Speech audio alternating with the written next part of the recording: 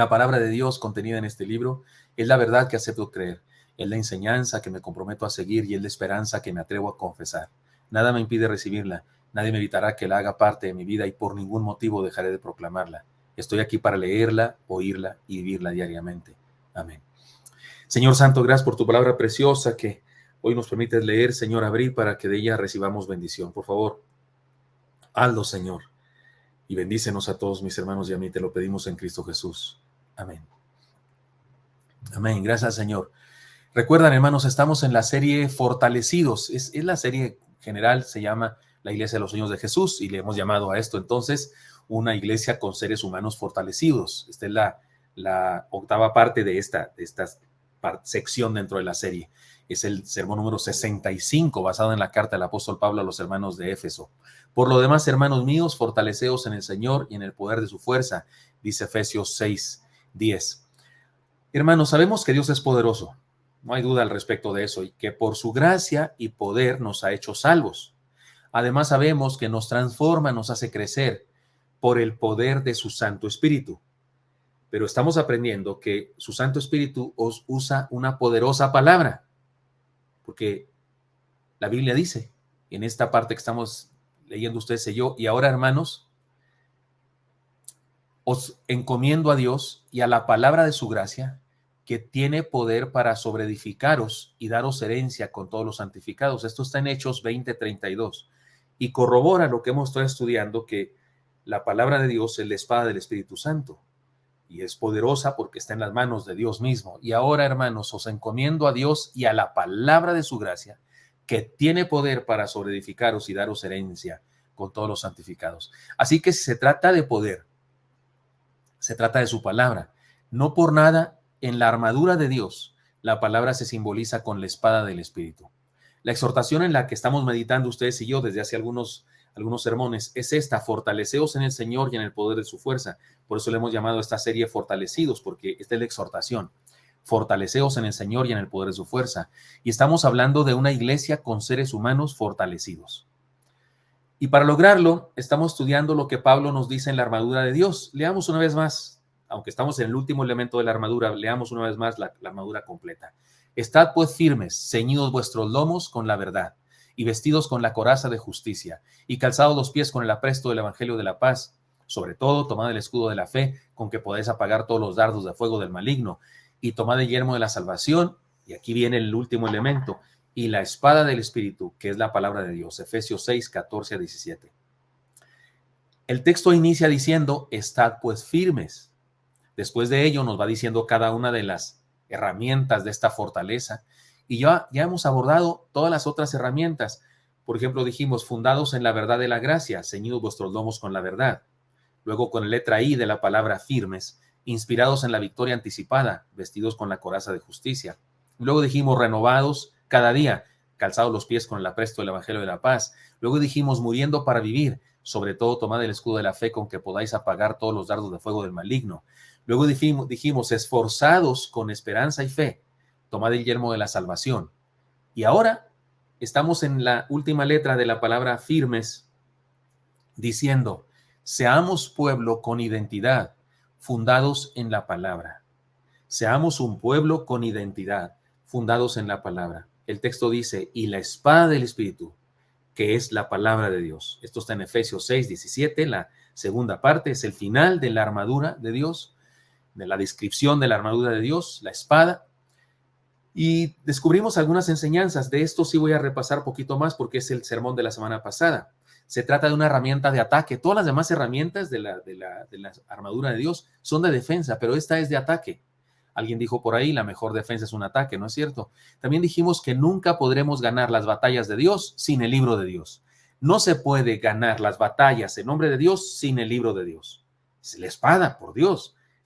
Es una herramienta que puede servir de defensa, pero que básicamente es de ataque.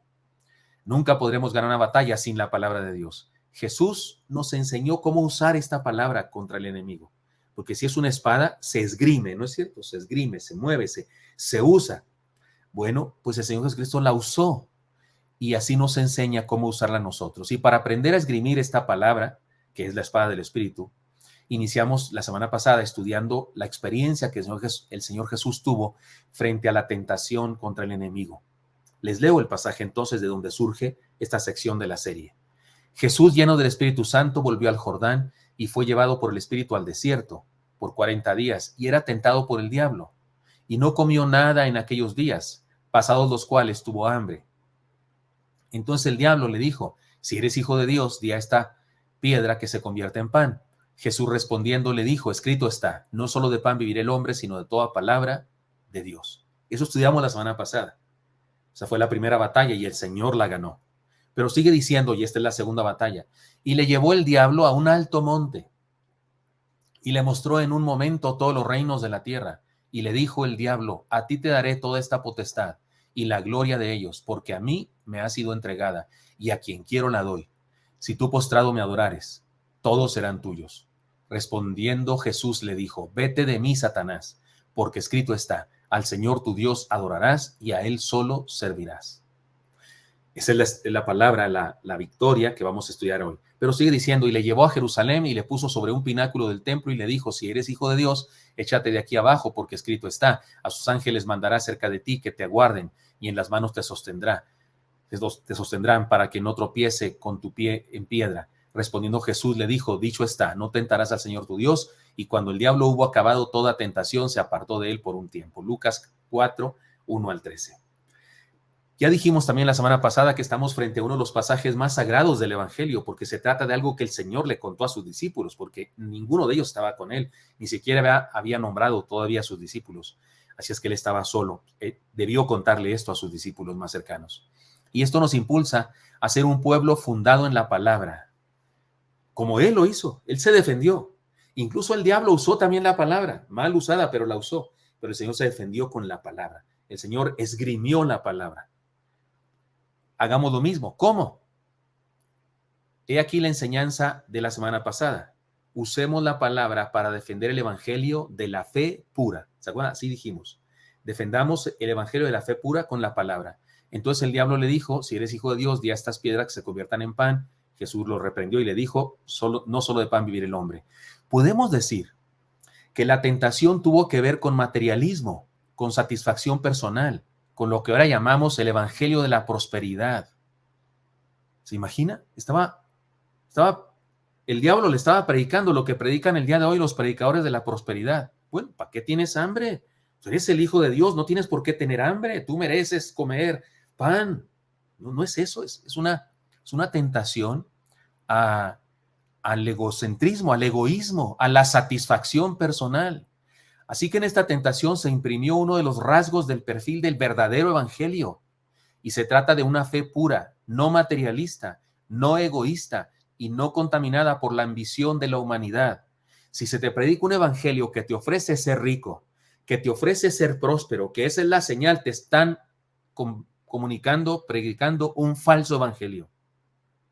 El evangelio de Jesús no ofrece ser rico a nadie, ofrece salvación, pero ofrece también una cruz en la espalda. Cuidado con el falso evangelio de la prosperidad, porque el falso evangelio de la prosperidad se lo propuso el diablo a Jesús. Eso es serio.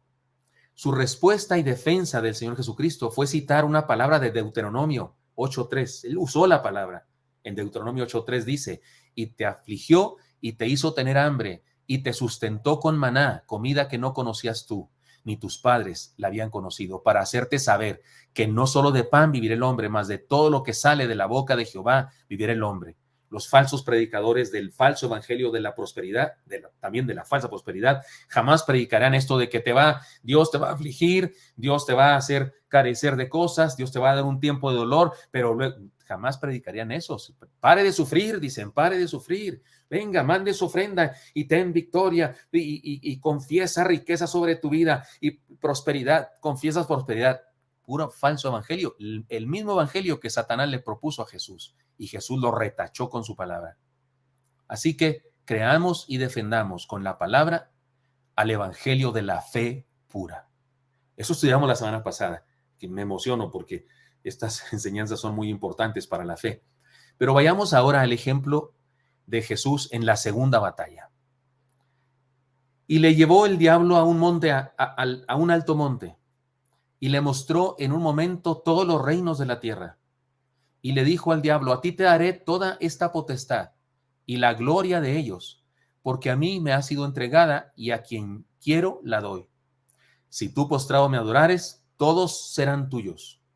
Respondiendo Jesús le dijo: vete de mí, Satanás, porque escrito está: al Señor tu Dios adorarás y a Él solo servirás. Lucas 4, 5 al 7.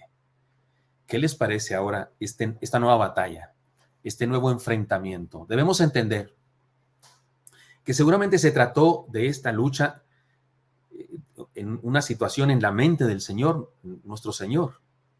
Él está debilitado físicamente, humanamente hablando, por el ayuno, y tal vez el enemigo aprovecha eso. Esto era necesario, el Espíritu lo llevó al desierto.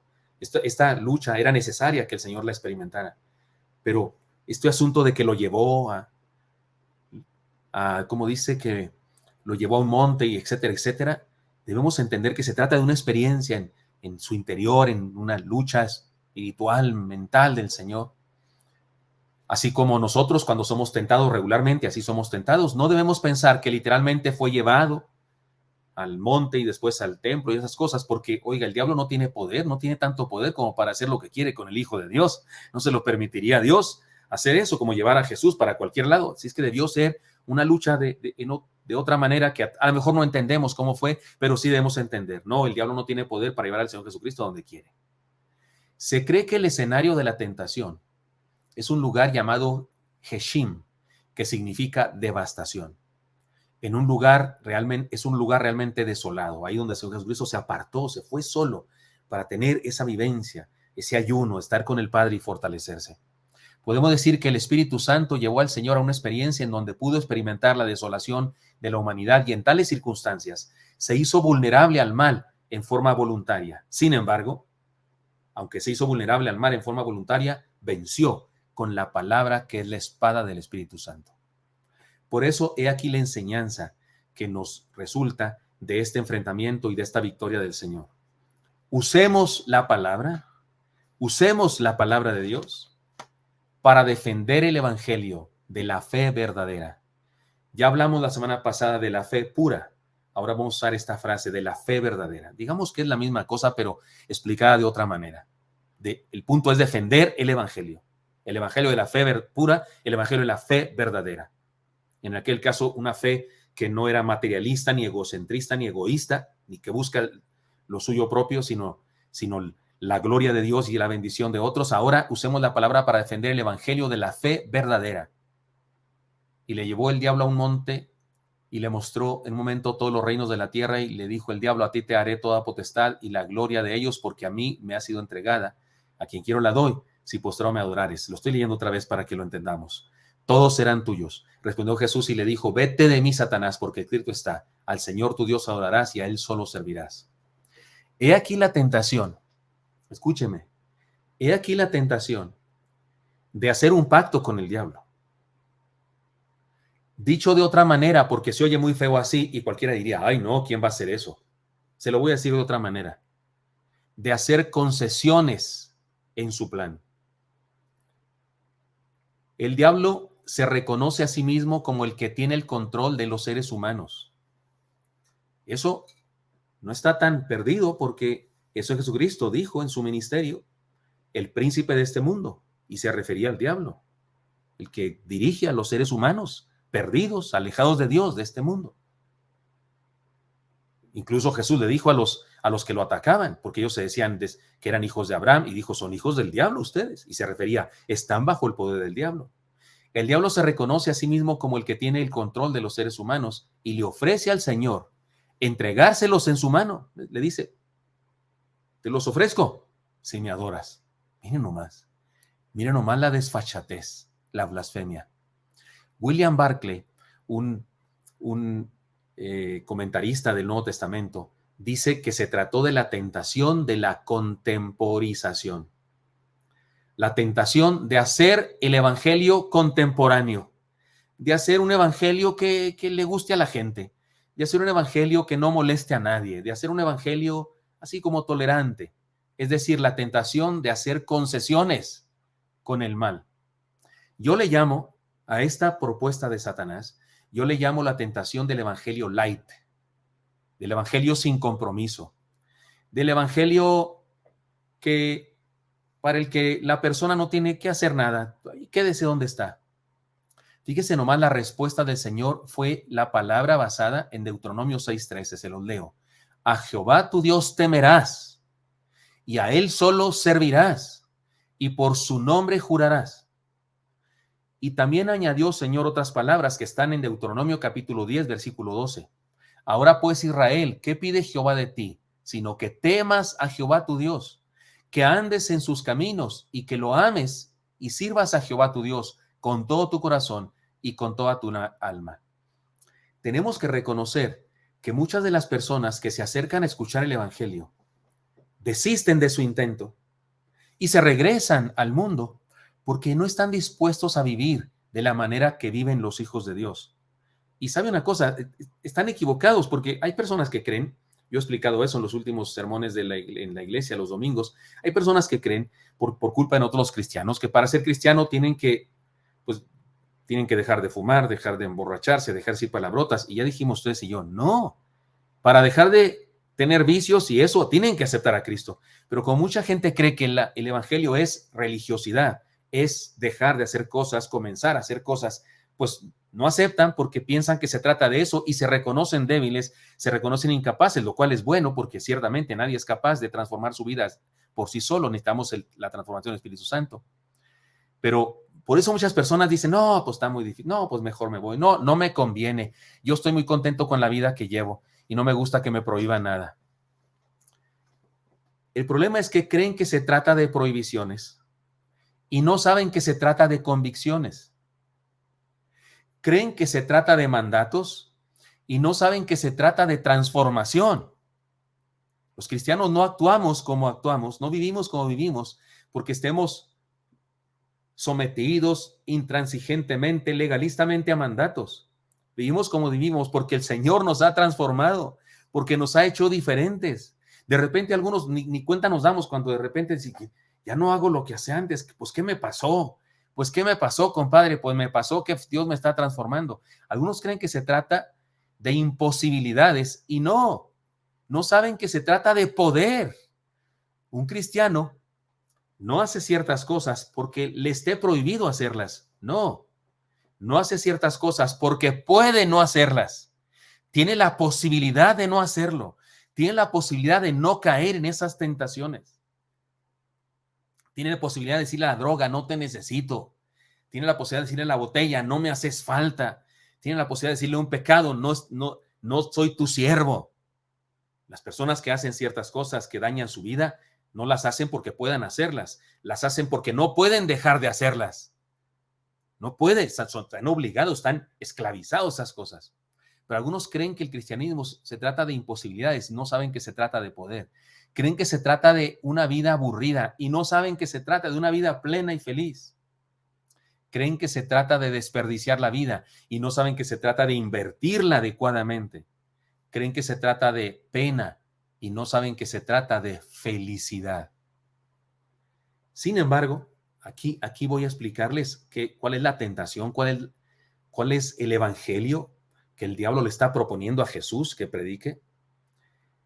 Sin embargo, si fuéramos flexibles, si los cristianos, los pastores como yo, fuéramos flexibles con la ética cristiana, si hiciéramos concesiones, si dejáramos de predicar contra el pecado, por ejemplo, si predicáramos la posibilidad de ser millonarios, tú puedes ser millonario, ven a Cristo, manda tu ofrenda y puedes ser millonario, como predican algunos.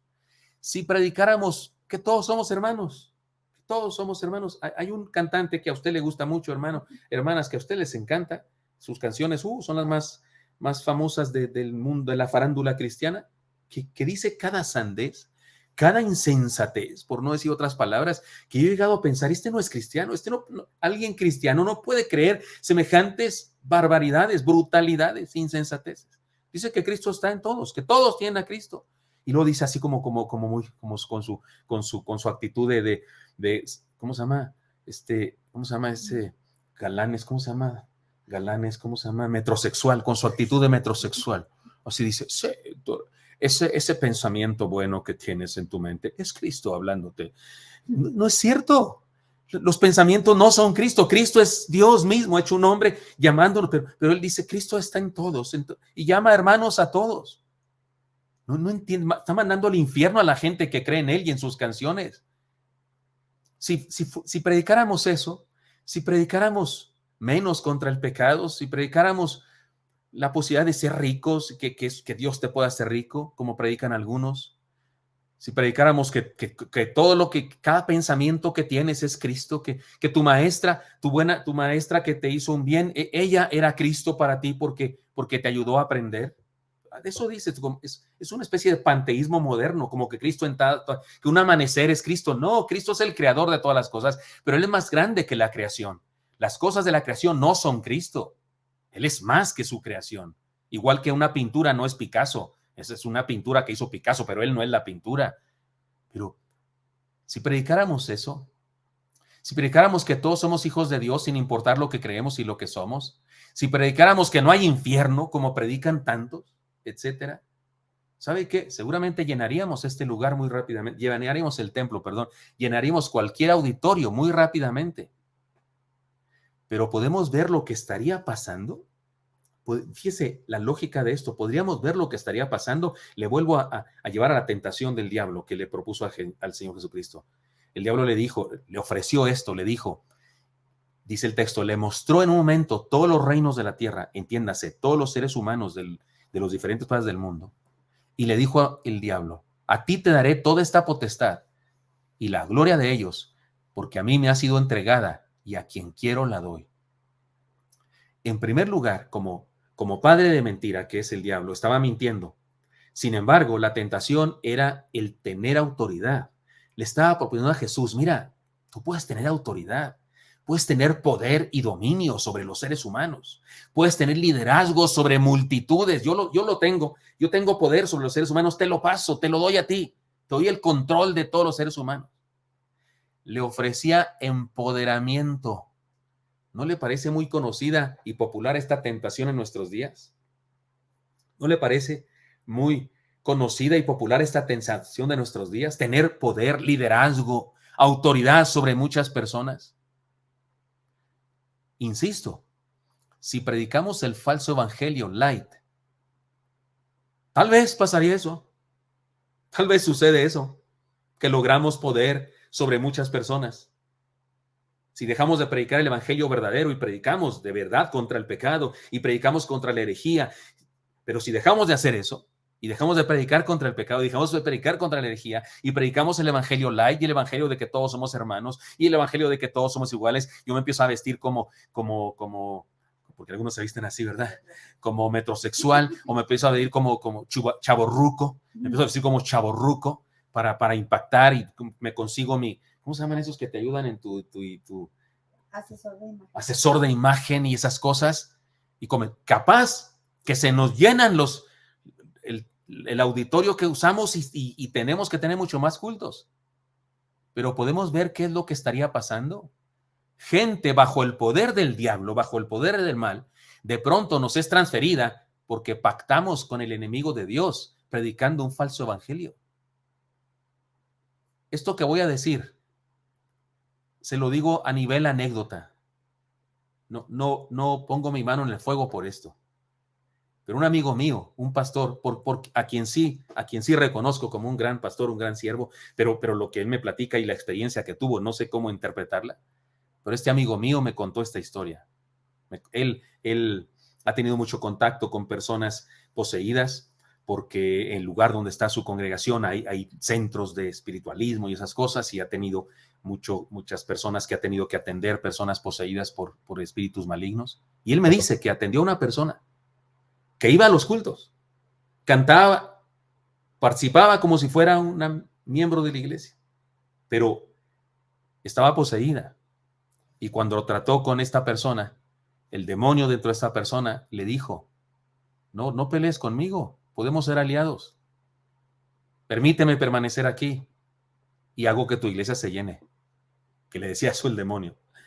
Y mi amigo incluso me dijo que le decía esa voz en la persona que le decía, hay muchos pastores como tú que han hecho pacto conmigo.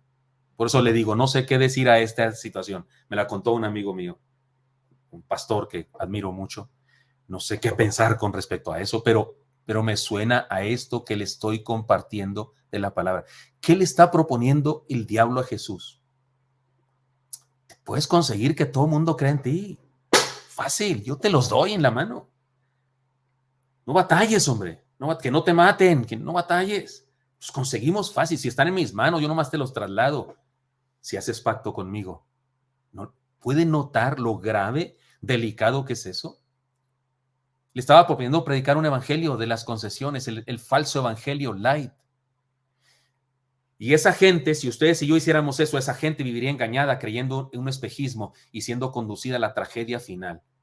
Si usted está pensando, oiga, pastor, y esas mega iglesias, yo pienso que muchas de ellas han caído en este problema, han aceptado, han caído en la tentación que el diablo les propone. Nunca tal acontezca entre nosotros.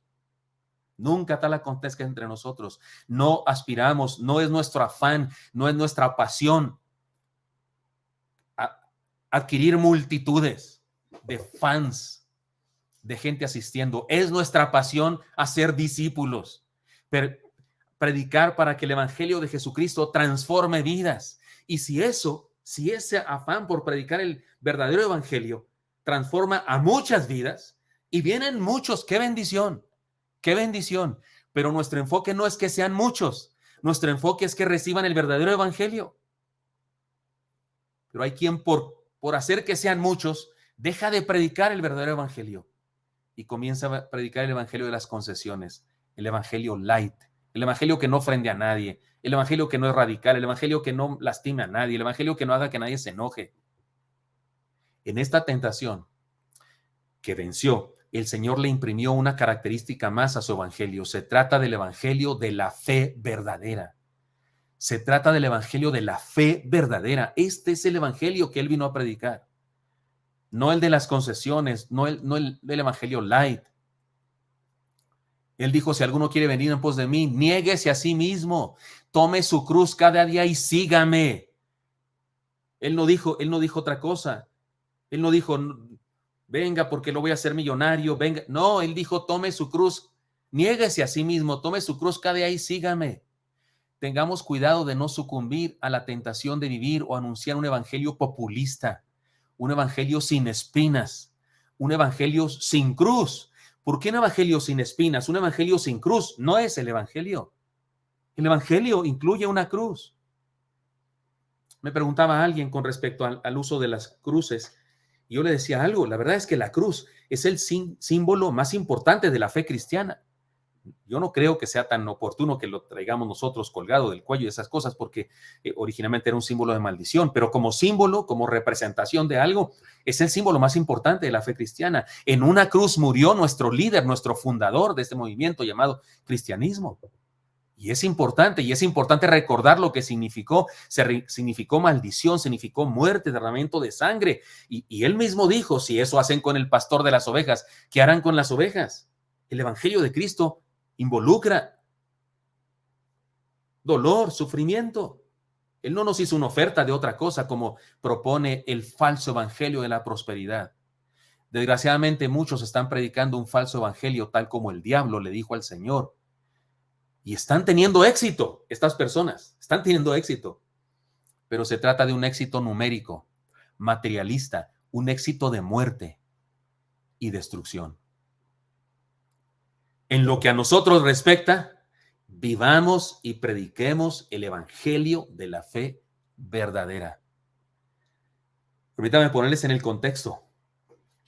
Estamos hablando de la armadura de Dios y de cómo soportar los ataques del enemigo. Se trata de una lucha espiritual. Y ya nos ha guiado el apóstol Pablo, Dios, a través de lo que escribió el apóstol Pablo en Efesios capítulo 6, nos ha hablado de la armadura del cristiano, de la armadura de Dios. Y finalmente llegamos al último elemento, que es la espada del Espíritu, que es la palabra de Dios. Y estamos aprendiendo cómo la esgrimió el Señor Jesucristo. Y Él la usó para defender el evangelio de la fe pura. Y Él la usó para defender el evangelio de la fe verdadera. el que no es el evangelio light, el que no es el evangelio de las concesiones, el que no es el evangelio de la farándula evangélica. Porque ahora hay farándula, así como hay farándula en el mundo de los actores y no sé qué, hay farándula evangélica, gente famosa, que se hace famosa aunque son ignorantes de la palabra, aunque son ridículamente ignorantes de la palabra. El que les digo que ahora resulta que predica que todos son cristianos y que tu maestro era Cristo y que tú no sé, que una piedra sale entrevistado y dice así de repente, leí un pasaje en la Biblia, un texto en la Biblia que habla de una piedra que de la que salía agua. Yo digo, ¿cree que los demás cristianos son tan brutos como él, que no sabemos de qué está hablando? ¿Por qué no dice ahí en la palabra de Dios, en Números, en Deuteronomio, ahí en Éxodo, se habla de la peña de Oreb? Y podría citar los textos bíblicos, porque eso aparece en varios textos bíblicos, pero habla así como que leyó una novela, como que leyó el Don Quijote de la Mancha, y dijo, hay un pasaje, hay un Don Quijote que habla de un molino, y dice, como él es ignorante, porque no entiende, no ha leído la Biblia toda, ni una vez en su vida, estoy seguro, habla de una desfachatez, predicando un falso evangelio, un evangelio de mentira, que desgraciadamente mucha gente está creyendo. Hermanos míos, usemos la palabra para defender el evangelio de la verdad, el evangelio que proclamó Jesucristo. ¿Y sabe por qué es importante esto? Porque cuando usamos la palabra para defender el evangelio, entonces, número uno, usted y yo creemos en el evangelio verdadero. Y eso trae salvación a nuestra vida. Eso nos describe como personas que hemos encontrado el verdadero evangelio y somos salvos. Y eso nos convierte también en portadores del evangelio de verdad y podemos compartir con otros. Incluso con aquellos que están creyendo un evangelio de mentira y que no están experimentando la salvación, están experimentando una religiosidad, una experiencia, no sé si mística, mental, de superación personal, según ellos, pero no el evangelio verdadero. En lo que respecta a nosotros, vivamos y prediquemos el evangelio de la fe verdadera. Para eso sirve la espada del Espíritu, que es la palabra del Señor. Podemos hablar mucho más de la palabra del Señor. Estoy abordando este pasaje, no sé si ya lo notaron, y estoy permaneciendo en esta herramienta de la armadura más tiempo que en las otras herramientas, porque óigame, estamos en el mes de la Biblia. De hecho, yo no hice coincidir esto con el mes de la Biblia, yo no lo hice coincidir. Yo estoy predicando el libro de la carta de Pablo a los Efesios y Dios lo hizo coincidir con el mes de la Biblia. Y seguramente podré seguir predicando más cosas acerca de la Biblia, que es la palabra del Señor, y cómo nos bendice, cómo nos da esperanza, aliento, fortaleza, cómo la usa Dios para transformar nuestra vida. Pero en este pasaje, el apóstol inspirado por Dios sitúa el mensaje de la palabra de Dios en el contexto de una lucha y le pone como metáfora a la palabra de Dios la personalidad de espada. Por eso me parecía que era importante que estudiemos esto que hizo el Señor Jesucristo en esa lucha contra la tentación del mal, en la cual usó la espada del Espíritu y venció. Hermanos míos, por la palabra de Dios, que es la espada del Espíritu, defendamos el evangelio de la fe verdadera. No caigamos en la tentación de los falsos evangelios que hay en el mundo. No caigamos en eso. Y si usted y yo creemos en el evangelio de la fe verdadera, ayudemos a otros que están inmersos en ese falso evangelio a salir de ahí y encontrar la salvación en Cristo Jesús. Cuando veo en internet congregaciones así de esas masivas y oigo el sermón me gustaría tener el poder para ir y decirle a esas pobres ovejas maltratadas, esas ovejas mal guiadas, ¿qué hacen? Siguiendo un falso evangelio. Por Dios, despierten. Ese no es el evangelio de Jesús. ¿Cómo me gustaría eso? Mi pasión de pastor, pero no puedo hacer eso, no puedo faltar al respeto, porque hay ciertas normas, ¿no? Que no puedo ir meterme a un templo de esos y al templo, un auditorio de esos y meterme, no puedo hacer eso, no podría hacer eso, pero sí es mi trabajo y sí es mi papel predicarles a ustedes y enseñar lo que dice este pasaje para que ustedes y yo hagamos la diferencia en este mundo confuso, en este mundo en donde tristemente hay comunidades religiosas que se dicen cristianas que están predicando el evangelio que Satanás le propuso a Jesús, que no es el evangelio verdadero, es un evangelio falso. Así es que, hermanos míos, defendamos con la palabra de Dios el evangelio de la verdad. Padre Santo, pongo en tus manos a mis hermanos y mis hermanas y te pido, Dios, que nos armes tú con toda tu armadura, incluyendo la palabra de tu Santo Espíritu, para que defendamos, Señor, este evangelio, para que lo vivamos a plenitud y para que lo compartamos con otras personas.